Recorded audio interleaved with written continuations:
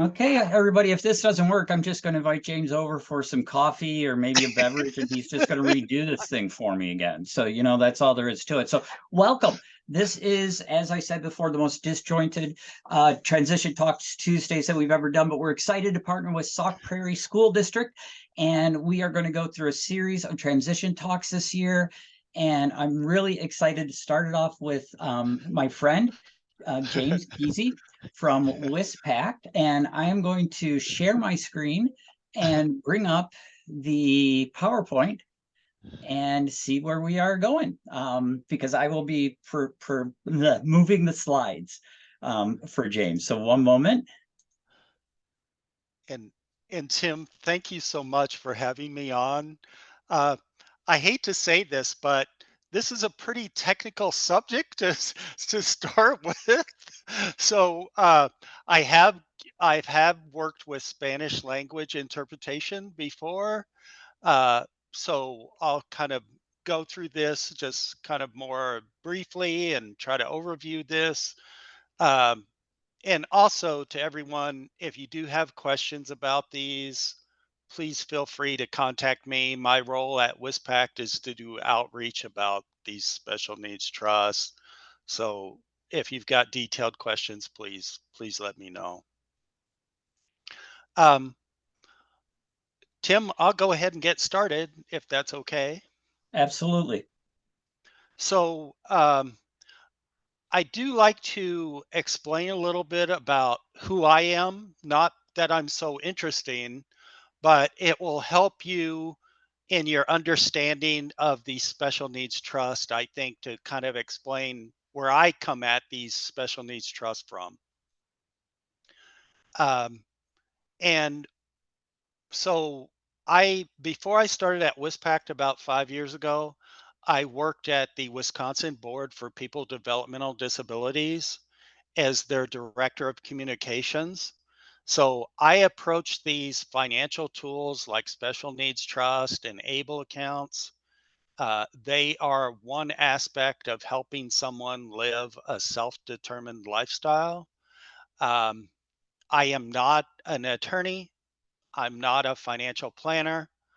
I am not a tax professional. I'm just a layperson talking about these in a general way. Next slide, please. And so just very briefly, I do like to mention about Wispact. Wispact is a special needs trust administrator or manager. And our mission is to enhance the well-being of people of all ages with disabilities across Wisconsin through the management of the special needs trust. And we try to do that by promoting more choice and more opportunities. Using these trusts can allow someone with a disability uh, to live beyond their limitations of what they might get with their public benefits. Next slide, please.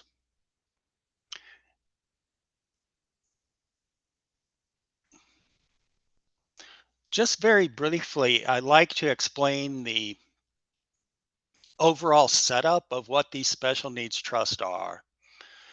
And this will help you when you're talking to an attorney about these trusts. So basically, what these are is if you are an individual with a disability and you're on some kind of public benefit, you are subject to a $2,000 asset limit. And these special needs trusts allow you to put money aside in the trust that is considered exempt from your income. And how this is done is uh, these trusts have what's called a settler or contributor of the money. That can be either the beneficiary themselves, they're getting a self-funded trust, or there can be a third party, like a parent will put money in there for their child with a disability. That would be a third party trust. That's the settler of the money.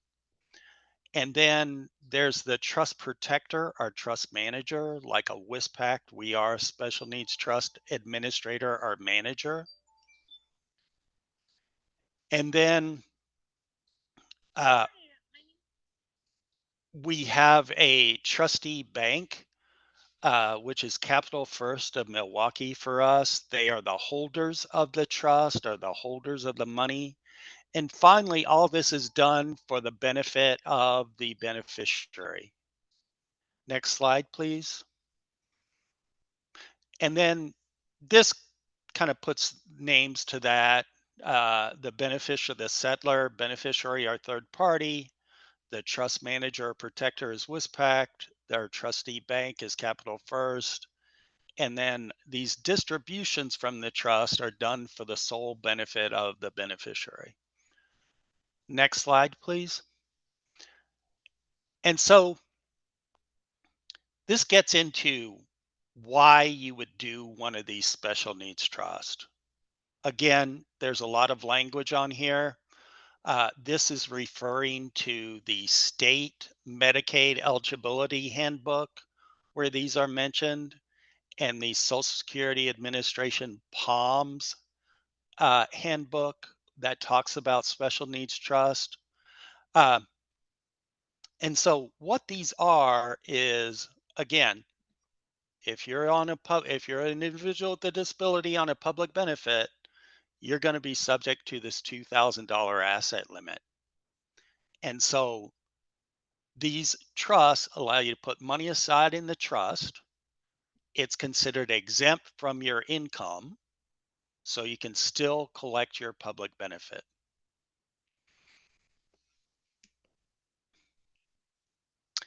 Next slide, please.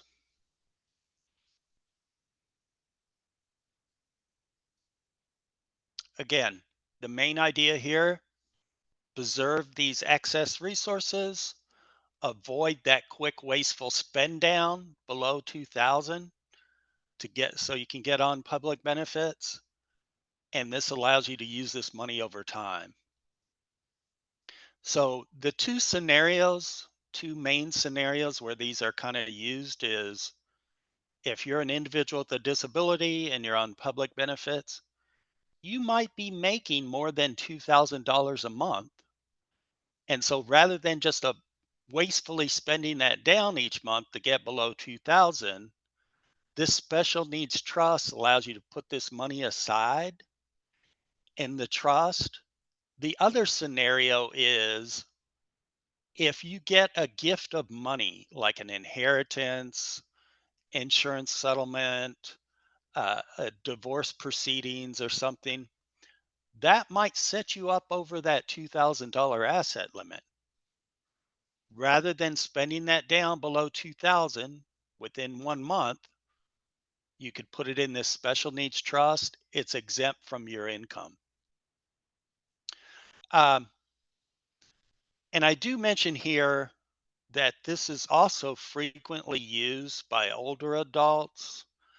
Uh, but if you are over age 65, you are still going to need what's called a disability determination.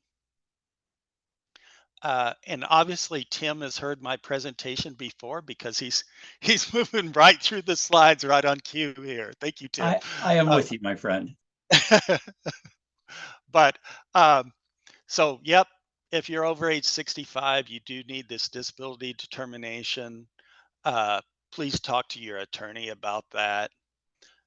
They can help you get that. But the other point here is that these trusts do require that you have what's called a formal disability determination. Next slide, please.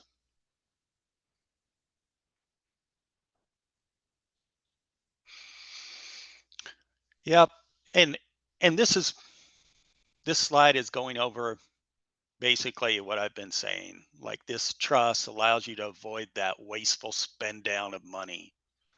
This allows you to, it is not a divestment of money, but it allows you to use this money over time in this special needs trust. And this is some of the examples that I mentioned earlier. You might be selling your property, you get $100,000 or something, so you can then put it into the trust rather than spending down below 2,000. You can receive an inheritance of money, a gift of money from somebody else. Um, or you might have money in a retirement account, like with older adults. Rather than spending that money down below 2,000 within a month, you can put it in this trust and use it over time.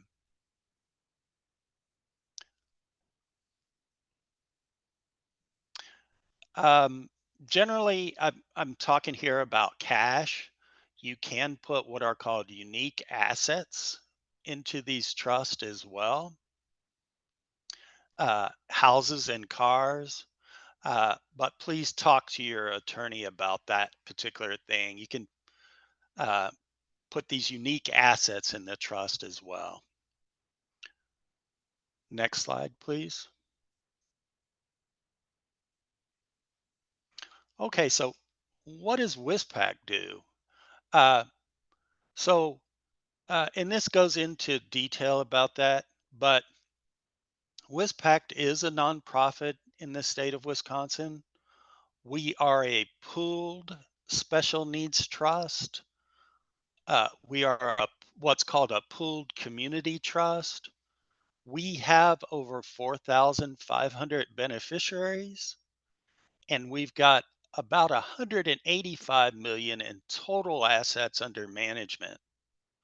So if you become a beneficiary of Wispact, your money is managed separately in a sub account of that pool, that 185 million of of overall assets that we have.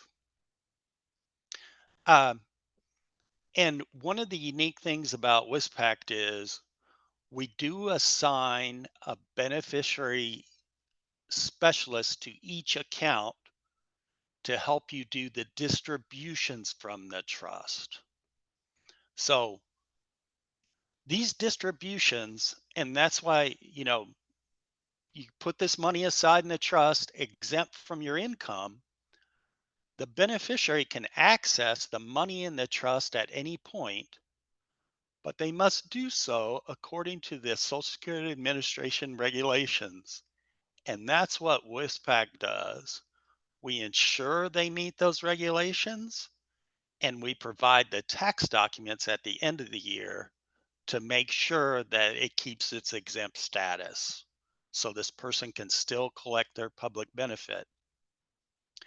The main rule on distributions is the money can only go for the sole benefit of the beneficiary.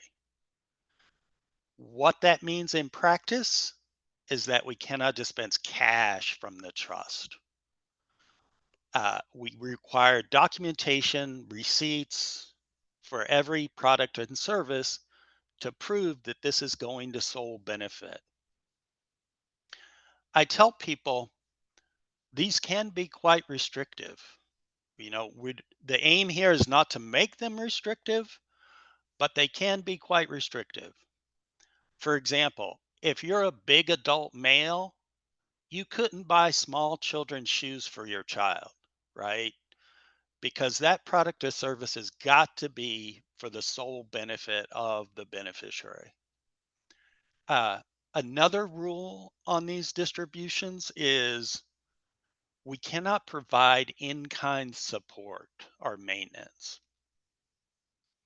And this is dependent on what kind of public benefit you are on. If you are on SSDI, these can pay for pretty much everything, that's sole benefit. But if you are on SSI, food and housing assistance, we cannot pay for food and shelter. So that's what this in-kind support is about. Uh, However, even if you are receiving SSI, WISPACT will work with that beneficiary. Are there bills we can pay that might free up some of your money up under that $2,000 asset limit? we all realize that SSI is not very much, right? So phone bill, cable bill, internet costs, transportation cost, furniture, clothing that's a sole benefit. Are there bills we can pay that might help you manage paying for your food and shelter? Uh, Another rule is the distribution prudent? And Wispact has the sole discretion of this. Um, I will give you an example. You cannot use these to generate cash. A beneficiary will call us and say, hey, I love to play video games. I want a new PlayStation. Okay. Entertainment, sole benefit, approved. And then the next week we'll call and say, hey, I need a new PlayStation. Well, what happened to the old one? Because you cannot use these to generate cash. You couldn't take that item out and pawn it for cash, right? So that distribution request would be denied. That would not be a prudent distribution according to the IRS. Uh, and then does the distribution violate any other trust or benefit rules? Um, and again, Wispact will have the sole discretion on this. We have trained beneficiary specialists that do this work. They receive training from the state bar each year on how to do distributions. We have 2 attorneys on staff. These are elder law attorneys that are well versed in this area of the law. And we've got a executive director that's got more than 20 years of experience in doing special needs trust management. Uh, Up and beyond that, Wispact has a board of directors that direct our work. This board of directors are primarily elder law attorneys. They are financial planners. They are guardians, corporate guardians. They are advocates on that board of directors that oversee our work on staff. Um, So James, as Next we slide. talk about rules, there is a question in the chat is can parents, if the parents set up the account, can there be additional limits put on what the individual can spend money on? Or once the account is set up, it's up to Wispact in this case to make those decisions. Can the people who make the trust set up limits on the money? Um, so this gets into, and I'd like to talk about this. So Wispac does require you go to an attorney to set one of these trusts up. Uh, please ask all these types of questions to that attorney at that point. But in general, uh, a lot of people sometimes ask me about what are called spendthrift trust, and these have like special rules on what these are being spent on and stuff. But I tell people one of the things about the management that Wispact is providing here is we're going to be following that sole benefit rule. Uh, and this is the distribution prudent. And the other thing you have to realize about these is we require documentation on all these items. So it cuts down on a lot of financial shenanigans. For example, you cannot use these to buy drugs, illegal drugs, because you can't get a receipt for that, right? Uh, you can't use these to pawn them and get cash. You cannot use these to generate cash. You cannot use these for like gambling, because that might generate cash. There is an entertainment value to gambling, but you can't use these to gamble because that might generate cash and violate the terms of the trust. So we do provide a certain level of financial management and control of these trusts. Um, and also, Wispact is the financial fiduciary for the beneficiary. So we're working for that beneficiary. And I'll give you an example of this that might help clear this up. We had a beneficiary who was older adult, uh, and her advisors were buying a bunch of gold jewelry for her. So you can assign an advisor to this account, right, to help that beneficiary do distributions. Well, her advisor started buying a bunch of gold jewelry. Jewelry is considered sole benefit, but the beneficiary specialist said, this is very unusual. I've never seen her do jewelry before. So we sent a case manager out to check on her. Apparently, they had her living in an empty room and then were pawning that jewelry for cash, right? So we got her out of that situation. But I use it as an example of Wispact is providing a certain level of financial management and support for this person. We're not case managers. We will help you obtain a case manager if this person needs a case manager. Uh, Indeed, we have a charitable grant that pays for up to 3 months of case management. That we will pay for. The beneficiary is not paying for it. The trust is not paying for it. Wispac provides a charitable grant for up to 3 months of case management so you can evaluate if this person needs a case manager. That was probably a little more involved than the question was really looking for, but that's some of that financial management piece. And here's just some common distribution request. Medicaid doesn't pay for dental work. Very, very common that these trusts are used to pay for dental care. Uh, uh, for We pay for like a private room differential, health and beauty expenses, entertainment, travel.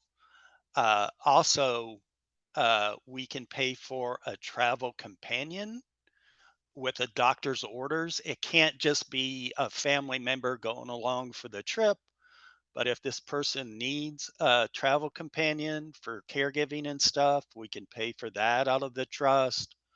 Health and prescriptions copay and private caregiving is another pretty common distribution request.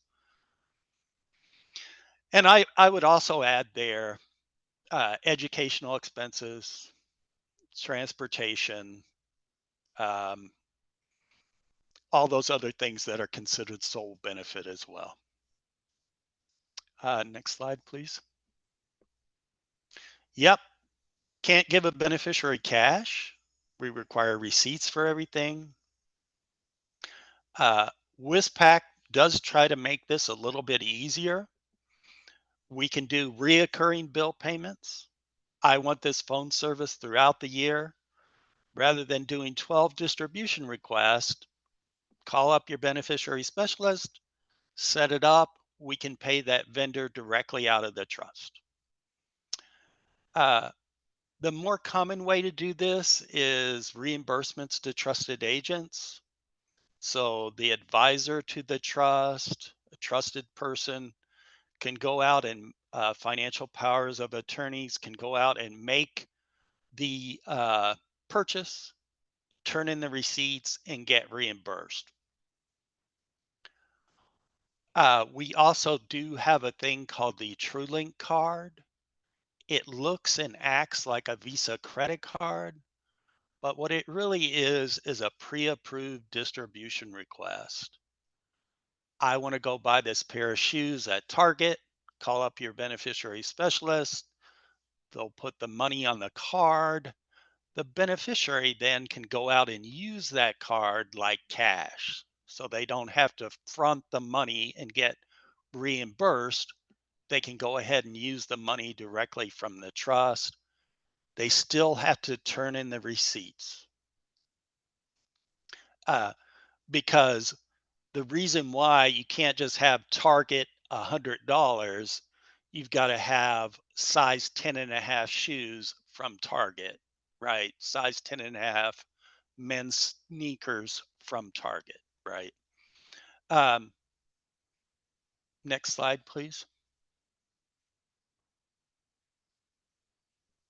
Yep, can't buy gifts for others, even at Christmas time. But we can work with you. Are there bills we can pay? Phone bill, cable bill? That might free up some of your money up under that $2,000 asset limit to buy gifts. A lot of our beneficiaries live in group homes. We can pay for their household expenses, but we can't pay for others. Um, this last part is about that in-kind support.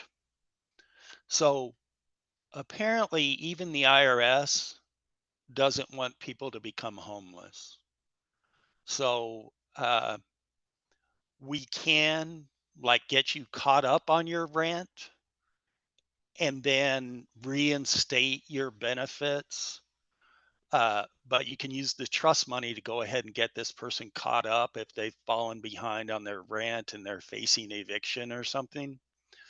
Go ahead and get them caught up using money from the trust, and then that will reduce their public benefits during that time, but then get them reinstated back on their full public benefit.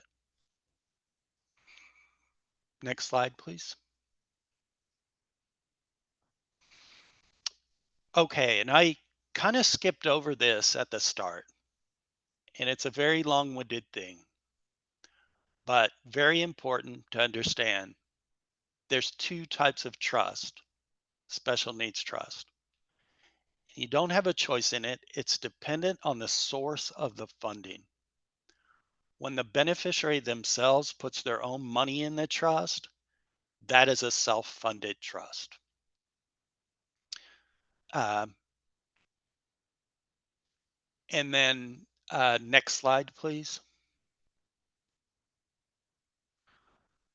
When a third party puts money in, like a parent, Uncle Joe puts money in there for his nephew, that's the beneficiary. That is a third party trust. The beneficiary uses these the same during their lifetime. The difference between the two is what happens to the remaining assets in that trust on the death of the beneficiary. In the self-funded trust, any remaining assets will be subject to a state recovery by the state of Wisconsin. They will attempt to do an estate recovery on that remaining assets in that trust. So they'll tally up your lifetime bill for public benefits and attempt to do an estate recovery.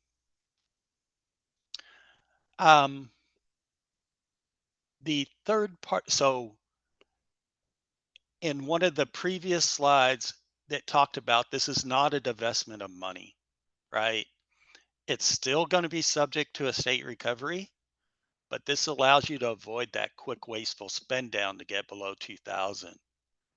These are meant to be used. Go ahead and use that money up. It's going to be subject to estate recovery. Now, the third party trust is not subject to estate recovery. I'm not an attorney, but the way I understand this is the state of Wisconsin says that money was never that beneficiary's to begin with. Somebody else put that in there for them to use. So in that case, any remaining assets will go to any remainder heirs that are named when the trust is created. A sibling, somebody else, charity, whatever, it will not be subject to estate recovery. So that's the two types of trust. Next slide, please.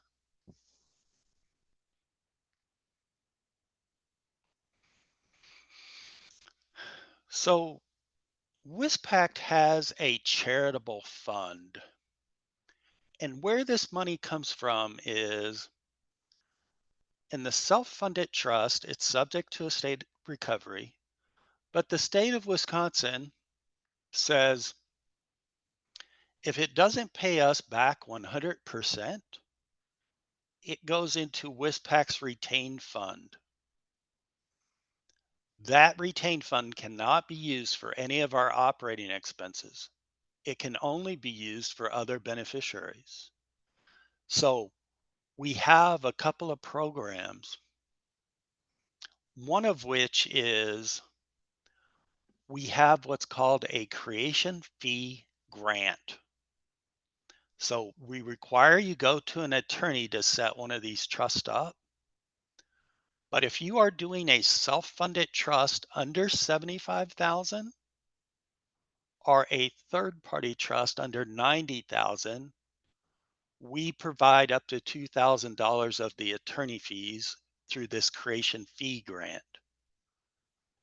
And what we are doing there is we are providing a grant to the beneficiary. It is the beneficiary that's paying the attorney, not Wispact. The beneficiary doesn't need to pay this back. That's a grant that we give them to pay their attorney. And in general, that $2,000 will cover the creation of the trust. We also have a program. If you've had your trust for at least 1 year and you spend it down to zero, you are eligible for up to $5,000 a year in charitable grants. Now, doesn't mean we just give you $5,000. You do have to apply for it. But if it meets the sole benefit rule, in general, it is approved. Uh, I don't, we will not buy you a car, but we will pay for car repairs. And we will not, I don't think we will buy cigarettes or alcohol. But in general, if this meets the sole benefit rule, it is approved. We gave out about $5 million last year directly to individuals with disabilities across the state. Dental work is a very common one. One implant can cost you $5,000. Medicaid does not pay for that. But all kinds of things, educational cost, transportation needs. Uh, $5,000 is not a lot of money, but if you're living on a fixed income, it can be very, very helpful. Next slide, please. I do like to give out information about ABLE accounts. Wisconsin does not have an ABLE program. The state legislature, I think, is considering implementing a Wisconsin ABLE program. But as a Wisconsin resident with a disability, you can go to another state and participate in this ABLE program. ABLE accounts they are exempt accounts like special needs trust, but they do have some important differences. Next slide, please. One of the things about ABLE accounts is, first of all, you have to have a formal disability determination to get one, and you have to have acquired your disability before the age of 26 to get meet the requirements for the ABLE account. In this legislation that was passed last year, the Secure Act, the Federal Secure Act, they did change that age limit to 46 in the year 2026. So more people can take advantage of these ABLE accounts. But ABLE accounts are self-administered by the beneficiary and their support team. So if the person that was asking about like the spendthrift trust and stuff, maybe this person needs more support. They need the professional management of like a special needs trust rather than doing it themselves through an ABLE account. Um, Also, ABLE accounts are designed to be used for everyday household expenses. The definition is quite broad. The way I understand it, it's any qualified disability expense. So these can be used for everyday household expenses. Um, and then anyone can contribute to an ABLE account, either the beneficiary or others. Next slide, please.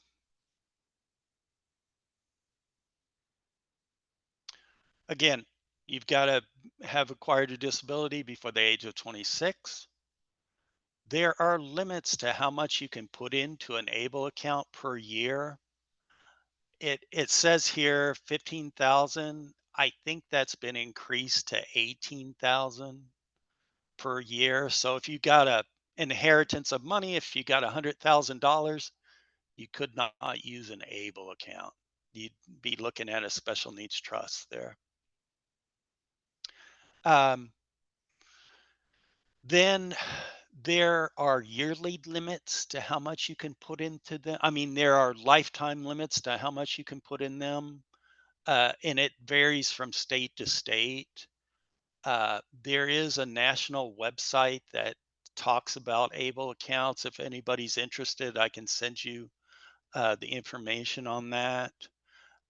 So it's good to compare the different state programs because they all have different uh, limits to how much you can put into them, like lifetime limits. And then finally, on the ABLE account, uh, regardless of who's contributing the money, where this money comes from, any remaining assets in that ABLE account are subject to estate recovery, unlike the third party special needs trust. So if you're doing estate planning for your child, you might want to consider a third party special needs trust rather than trying to do it through an ABLE account. Next slide. That's so I would say that Wispact, um, we are actually one of the largest pooled special needs trusts in the country. We have over 4,500 beneficiaries. Uh, we have about 185 million in total assets under management. This is our 20th year. We've been in operation for 20 years. We were established by the elder law community of Wisconsin, as well as some disability rights organizations like the ARC of Wisconsin, um, the Disability Rights of Wisconsin, DRW, and GWAR helped establish Wispact about 20 years ago.